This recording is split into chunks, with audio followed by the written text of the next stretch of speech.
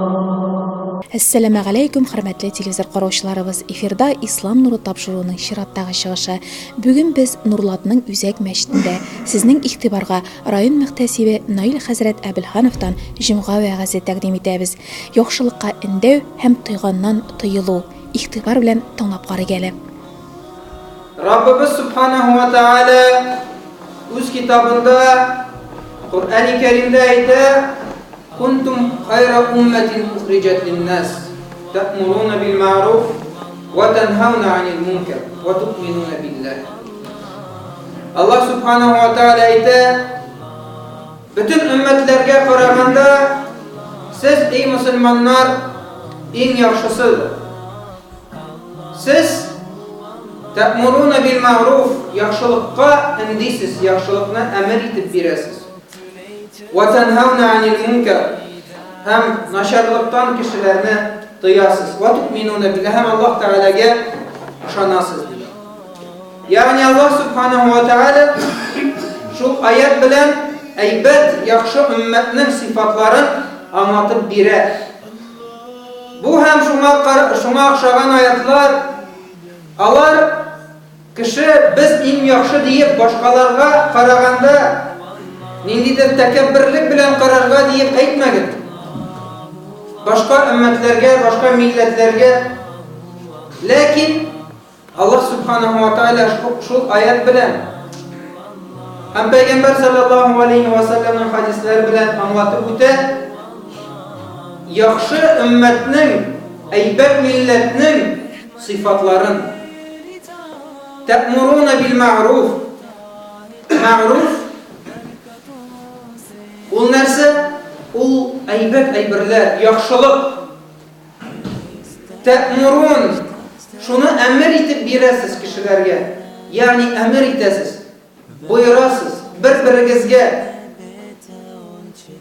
Allah Subhanahu wa Ta'ala El-Asr degen surasında ayette وَالْعَصْرِ اِنَّ الْاِنْسَانَ لَفِي خُسْرٍ اِلَّا الَّذ۪ينَ آمَنُوا وَعَمِلُوا الصَّالِحَاتِ وَتَوَاسَوْا بِالْحَقِّ وَتَوَاسَوْا بِالصَّبْرِ. Allah Teala asr bilen antite وَالْعَصْرِ اِنَّ الْاِنْسَانَ لَفِي خُسْرٍ. Bütün kişi diye Allah Subhanahu wa Ta'ala hasrette, gayrı hasrette yaşayacak. İlla الَّذ۪ينَ آمَنُوا. Fakat Allah Subhanahu wa Ta'ala istisna yazıyor. Işangan kişine hasretke etmez. وَعَمِلُوا الصَّالِحَاتِ. Hem eybet gameller kılganlar. وَتَوَاسَوْا بِالْحَقِّ. Hem birbirsine hak sözüne vasiyet kibik, nasihat kibik eytüşüler. وَتَوَاسَوْا بِالصَّبْرِ. Hem birbirsine sabırlık nasihat edip eytseler. Yani Allah Subhanahu wa Ta'ala nersege indi birbirimizge yaxşı münasebette bulur. Nasihatler söylerge. Tege ayette kaytıp kuntum hayra ummetin uhricet linnas te'muruna bil ma'ruf. Eybet eybirlerini siz emir biresiz alarını işlerge buyurasız. En birinciden kimge kalağı kişi kimge buyururga deyiş yaxşılık kılırga. En birinci üzüne, öz nefsine. Çünkü Allah Subhanahu wa Ta'ala en birinciden kimden sıra yaşar? Kim durumda sıra yaşar? Kıyamet gününde kişinin özü durumda sıra yaşar. En birinciden Peygamber sallallahu aleyhi ve sellem nice hadisinde aytken Adam balasının ayağı da atlamaz kıyamet gününde 5 vakit namazı turunda sıra alacak. Yani kişi birinci öz-özün kururga tiyiş Allah Subhanahu wa Ta'ala'nın ibadetlerine kabulatılan eybirlerde. Kimge emir edip eytiyim, namaz okuyunuz, yaxşılık işleyiz, arak içmeyiz. Kimge eytiyim uğurlamayız, rişvet almayız. En birinciden özüme Allah Subhanahu wa Ta'ala en birinciden özünden sırıyor. Mindən sıra yaşa. Allah Subhanahu wa Ta'ala şunun için şuna aytadi. Bir-biringizga bir-biringizga nasihat etingiz ham o'zingizga de. Ya'ni kishi o'z-o'zini boshqa kishiga nasihat etgan kabi nasihat etsin. Aytsin: "Ey adam bolasi, ya fulan, isming nechik? Masalan, Renat bo'lsin. Ya Renat, o'z-o'zini aytsin. Sen Allah subhanahu va taolaning qilig'ini, sen Allah taolaning bandalarining bir bandasigina. Sen bu dunyoga kelding, bu dunyodan ketashaksan. Narsa ishlaysan sen bugun.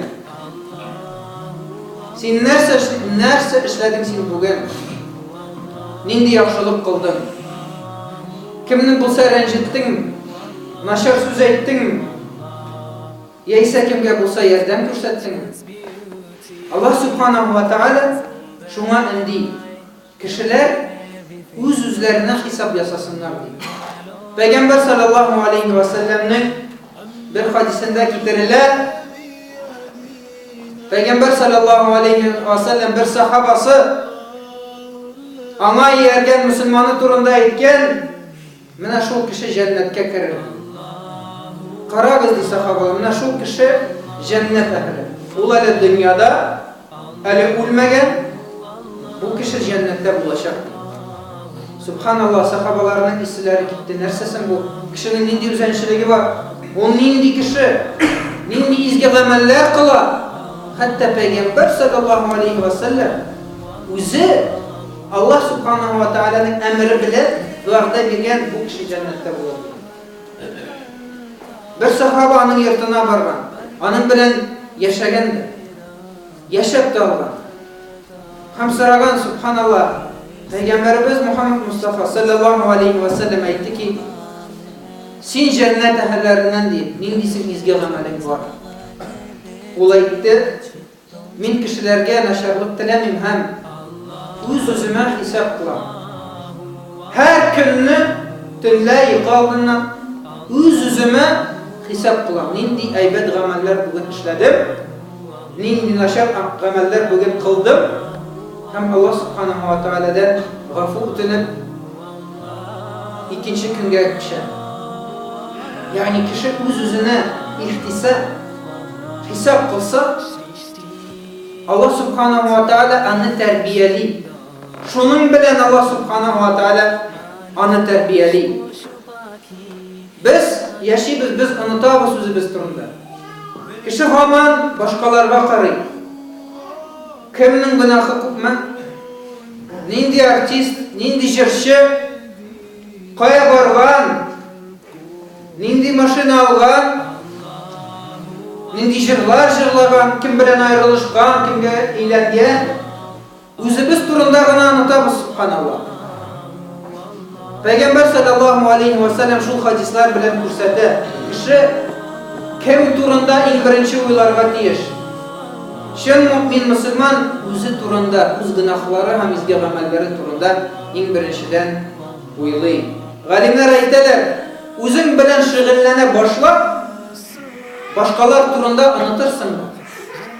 Ya'ni boshqalarni o'ylamazsan. Vaqting bo'lmaz g'aybat satirga. Vallahi yalan so'zlar sizlarga vaqting topa olmazsan, subhanallah. Allah subhanahu va taala shulay deb tarbiyali. Yaratgan qulların.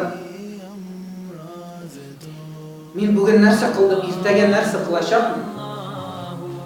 Alhamdulillahi Rabbil alamin. Bugün yakshanba kun, ertaga dushanba. Peygamber sallallahu aleyhi ve sellem aytdi, "Şu kunda men tudim ham, şu kunda peygamber bo'ldim, şu kunda roza tutay" dedi Peygamber sallallahu aleyhi ve sellem. Allah menga da şu kunda roza tutayga tutilgan. Kishi shulay deb yakshanba kunning tununda o'ylasa, dushanba kuni rozaga kirar. U o'ylab yatsa, boshqa birlar turunda rozasini da unutadi, izgi amalini da unutadi, butunlay birini. Ya'ni shu oyatlarga birinchi zikr etgan oyatga qaytib, "Kuntum khayra ummatin ukhrijat lin-nas", siz eng aybat ummat bo'lgansiz, kishilarga chiqqan ummatlardan ta'muruna bil ma'ruf, aybat amallarga indisiz. Eng birinchidan aytdik, o'z-o'zimizni Üz-üzübizne aybet gamellerge inderge kirek.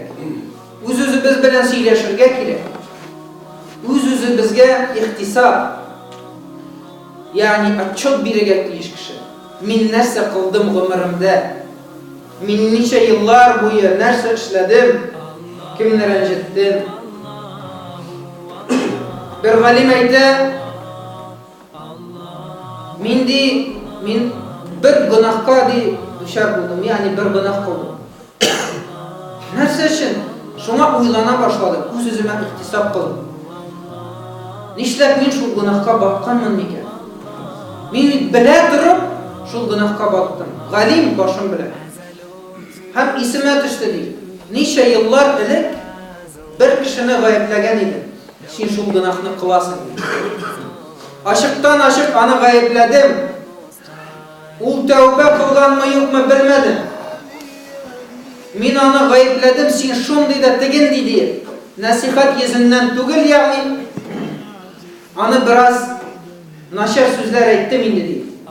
Hem Allah subhanahu wa ta'ala nice yıllardan sonra mina şul günahını fitne bularak ciberdi.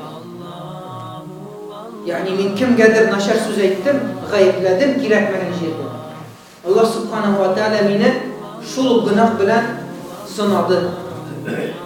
Bir galim eyte min bir kişiye, şul galim, ol zor galim olsa da ahırgı günleri, ömrünün ahırgı günlerini türmede ozdurdu. Borçlar bilen türmege oturttular. Borçların tülenmişe kaldı. Hem olayda min bilem nerse şunu. Nişlep min şu borç çıkırında dilerim. Nişlep min şunda hazırda vakitte. Çünkü min değil. Kaçandır bir kişiye şu ayettim. Ol şu türmege şu borçlar şıkır diyen köbürek zindanga salayırlarlık kişiler, borçlu kişiler. Min şu kişi yanına gelip ayttim. Subhanallah, sen niçik mında elektin? Niçik şunday halde seni jittin? Niçik sen şunday borçlarını aldın? Hazırki vakitte zindanda turasın. Şunday tüben düştü. Şulay etip bana gayeplep deyip Allah subhanahu wa ta'ala nice yıllardan sonra mina şu sınavını jiberdi. Yani karabız, ellikkigi bulgan galimlerimiz nişik üz-üzlerine ihtisap kılaydılar. Nişik karıydılar. Benim günahlarımın asılı kaydı. Nişlep min anı kılayım. Nişlep min bu günahka batam. Üz-üzüne kişi ihtisap kılganda uyuli başlıyor. Fikir yürüte başlıyor. Kaşandır min belki kimnidir gayiplegenmindir. Allah subhanahu wa ta'ala kaçandır vəqdə birgen, kimnindir kargaşı bulgandır, kimnindir mina karata dıgası bulgandır, kimnidir rencitkenmindir belki. Yani şula edip kişi yaşasa Allah subhanahu wa ta'ala'nın terbiyesini görüyor. Nişik Allah subhanahu wa ta'ala türlü sınavlar bilen, türlü imtihanlar bilen kişinin terbiyeli. Biz hürmetli cemaat bilirge deyişbiz. Peygamber sallallahu aleyhi ve sellem'nin sahabaları alar da kaçandır kubesi müşrikler idiler, kafirler idiler, putlarga tapına idiler. Hatta yana tuğan kızların da jirge kumip, tirik iliş jirge kumip koyaydılar. Alar mina şundi tüben dereceden şundi izgi kişiler buldular nişe. Alar da bir şundi kişi. Alar da şulayıp yaşayırlar, bu dünyada yaşayırlar. Tırmışları da ağır bulgar. Lakin alar nişesin? Feriştelerden de bilgirek bula aldılar. Ömer radıyallahu anh ayette biz de kunna ezelle kavmin inna şer halık idik biz. İnna şer millet. فَاَعَزَّنَ اللّٰهُ بِالْاِسْلَامِ Hem Allah subhanahu wa ta'ala bizni İslam bilen küterdi. Din bilen küterdi. O ne demek? Sahabalar o İslam'ın beyesin bileydiler. Çünkü İslam'da katli bulgan durmuşunu kurdular. bozıqlıqni, fahişlikni. Алар аның бәясен белеп, һәр аятына иярәйди. Һәр аятына. Хәтта кайбер сахабалар әйтә иделәр, безнең арабызда Бақара сурасын яттан белгән кеше каһраман кебек тоела иде. Әллә инде зур кеше дип тоела иде. Нишләп? Чөнки аларның вакытларында Бақара сурасын өйрәнгән кеше һәр аятына ияреп гамәлен кылай. Һәр аятына. Сабырлык турында булдıysa сабыр итә. İman turunda silense imanın kütərtəyi. Yani Allah subhanahu wa ta'ala'nın ayetlerine ışanıp, inanıp iyərəydi her bir harfine. Şunun için Bakara surasını bilgen kişi, o bitinde anın bilen gamel kılganın subhanallah ni zor kişi bulgan Allah arasında. Şunun bilen Allah subhanahu wa ta'ala şul kavmini, Allah subhanahu wa ta'ala şul milletini şunun bilen kütərgen. Başka bir bilen tügel. Sahabalar arasında alar vakitinde 99% etsek yazab, okuy bilmedik attırganlar. Yani alar şu hatta nadanlıkta yaşadılar. Kur'an-ı Kerim'de, İslam'da da hatta Hristiyanlar bilen Yahudilerden işi atibız ehlül kitap, kitap ehilleri. Çünkü bu vakitte kitapını tutup yeri turgan kişiler alar gana bulur. Okuy yaza bilen turgan kişiler desek de alar arasından gana bulur. Garipler o vakitini bik nadan bulur. Hem bik tügen derecede. Hem Allah subhanahu wa ta'ala fe'a'azzana Allahu bil-İslam. Allah subhanahu wa ta'ala din bilen, şu kurkem hılıklar bilen, gıibedet bilen Allah subhanahu wa ta'ala bizni şunun bilen küterdi. Ömer radıyallahu anh Peygamber sallallahu aleyhi ve sellem'in büyük sahabası.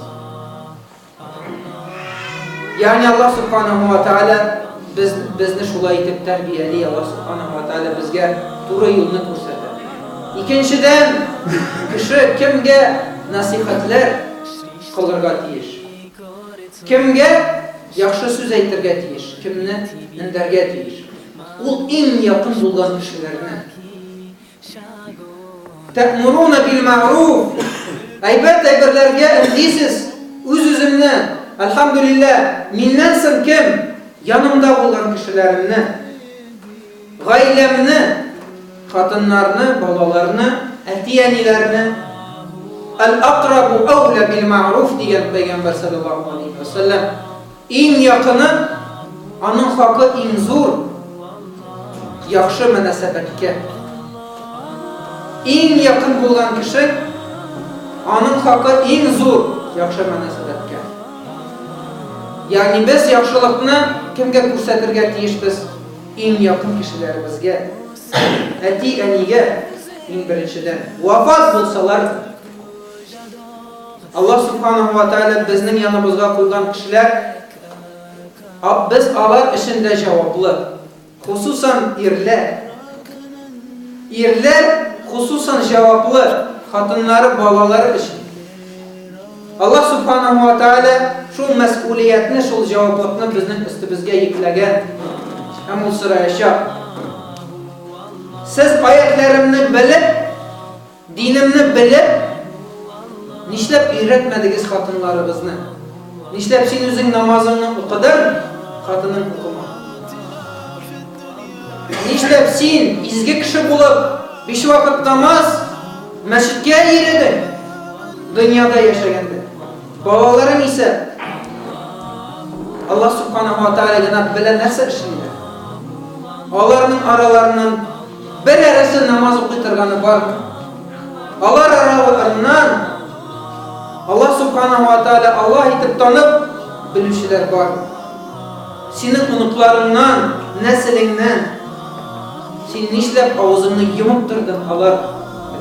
Nişlep alarga söylemedin din turunda. Allah subhanahu wa ta'ala'nın yolu turunda.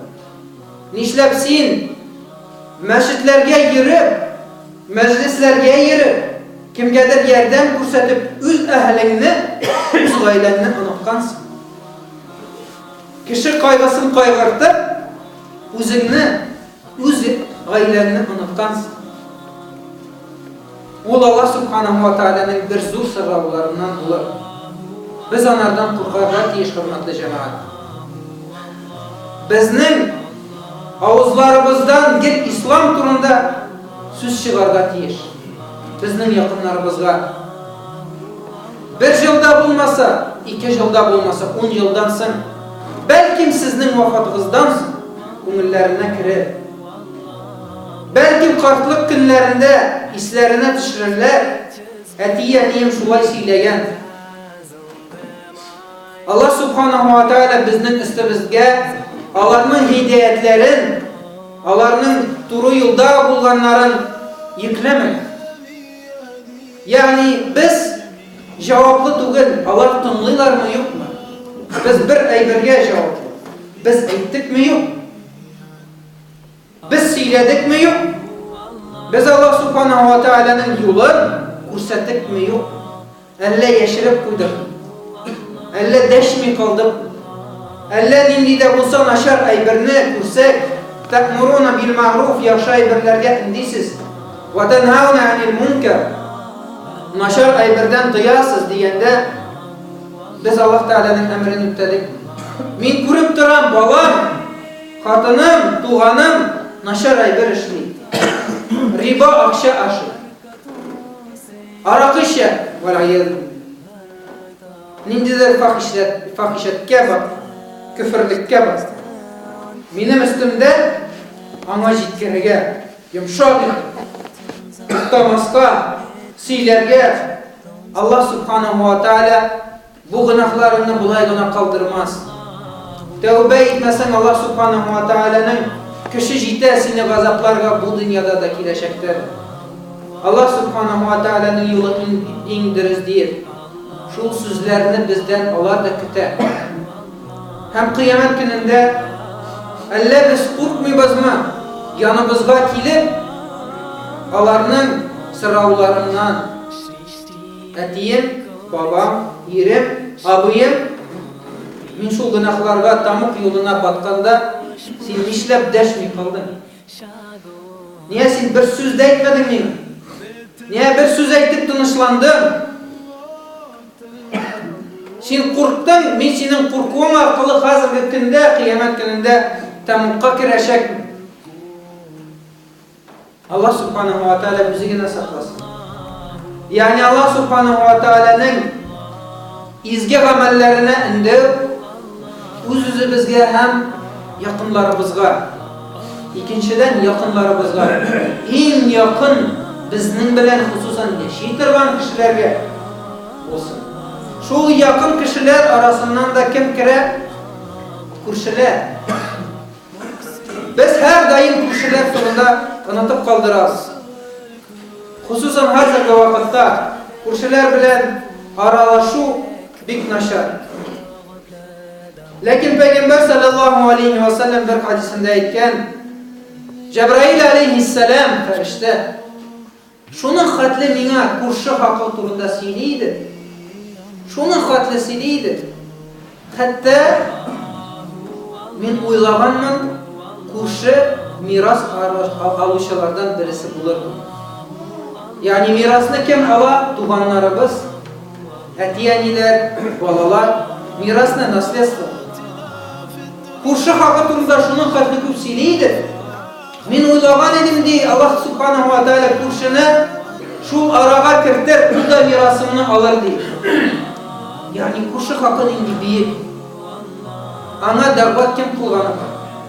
Кем Аллаһ Субханаһу ва Тааляның хак сүзен күршеләргә җиткезгән бар. Ягъни Аллаһ Субханаһу ва Тааля шул якын булган кешеләр арасында күршеләрегезне дә кергән. Күршеләрегез сезнең гаиләдән соң иң якын булган кешеләр дисәк тә ярый. Янәшәгездә яшәгәнме? Бер йортта яшисез. Яисә бер җирдә, бер авылда. Аллаһ Субханаһу ва Тааляның сорауы аның турында да булачак. Күрше турында, аның хакы турында. Һәм өченчедән, кемгә изге юлны күрсәтергә ди Аллаһ Субханаһу ва Тааля. Ta'muruna bil ma'ruf, yaxşılıkka indisiz ve tenhauna anil munkar. Naşarlıktan tıyasız. Ул инде калган кешеләргә, бөтен кешелек дөньясына. Калган җәмгыятькә. Шул җәмгыятьтән иң беренче кем? Үз халкың, үз милләтең. Иң беренчедән анардан башларга кирәк. Чөнки үз милләтең ул Аллаһ Субханаһу ва Тааля сиңа биргән бер ниъмәтедер. Аллаһ Субханаһу ва Тааля карагыз кешене яраткан, аның гаиләсе бар, аның туганнары бар, һәм аның милләте бар. Аның милләттәшләр, аның туганнары, чөнки асыллары бер, борынгы бабалардан калган асыллары бер. Мин шул татар кешене күрсәм, безнең асылыбыз бер, безнең борынгы булган бабабыз бер. Ягъни туганлык алар белән кешеләре. Туганлыкны үзмәгез ди Аллаһ Субханаһу ва Тааля. Пәйгамбәр саллаллаһу алейхи ва саллям туганлык җепләрен изү зур гынаһлардан санаган. Һәм без белергә тиешбез. Ул туганлык шул әйберләр алар милләткә дә кагыла. Халыкка кагыла. Сез уйламагыз, сез намаз укыйсыз да изге кеше булып башкасын теге әллә ничек өстән аска кебек карарга. Юк, алай булмас. Аларны да Аллаһ Субханаһу ва Тааляның хак юлына индәргә кирәк. Аларга да йомшак итеп, үз телеңдә безгә хас булган әсбаплар белән, безнең халыкка хас булган әйберләр белән Аллаһ Субханаһу ва Тааляның bütün сәбәпләрен алып ягъни bütün сәбәпләрен алып Аллаһ Субханаһу ва Тааляның сүзен җиткерә. Аллаһ Субханаһу ва Тааля бу мәсъулиятне, бу җаваплыкны безнең өстебезгә куйган. Шариатта фарыз гамәлләр ике төрле була. Фарзул айн ва фарзул кифая. Фарзул айн ул шундый фарыз кайсысын һәр кеше эшләргә тиеш. Бер үзе кая булса, нинди булса, утрауда яшәсә дә, аны эшләргә тиеш. Һәм икенче төре фарзул кифая. Бер кеше эшләсә, калган кешеләрдән гынаһы эше. Ягъни хәтта шариатта да җәмгыять дигән әйберне бик каты итеп аңа игътибар бирелгән. وَلْتَكُنْ مِنْكُمْ أُمَّةٌ تَأْمُرُونَ بِالْمَعْرُوفِ. Аллаһ Субханаһу ва Тааляның сүзләре сезнең арагыздан ди Аллаһ Субханаһу ва Тааля. Булсын бер төркем кешеләргә яхшылык турында сөйли торган. Кешеләрне яхшылыкка инди торган, начарлыктан саклый торган. Ягъни Аллаһ Субханаһу ва Тааля шулай итеп күрсәтә сезнең мусульман милләтләренә булсын кешеләр бер-берсенә сөйләргә тиеш аның турында. Без хәзерге вакытта мәчет әһелләре буларак, мәчеткә йөргән кешеләр буларак, Аллаһ Субханаһу ва Тааля бу мәсъулиятне кем өстенә йөкләгән? Безнең өстебезгә хөрмәтле. Аллаһ Субханаһу ва Тааля шул аятларны укып, шул вагызлар белән вагызланып, хак юл белән һәр даим йөрергә насыйп итсен. Ислам нуры тапшыруында нинди темаларның яктыртылуын телисез? Дини тормышка кагылышлы кайсы сорауларга җавап табасыгыз килә? Бу хакта 24026 телефоны аша шалтыратып безгә хәбәр итә аласыз. Бүгенге тапшыруыбыз тәмам. Ассаламу алейкум ва рахматуллахи ва баракатуху.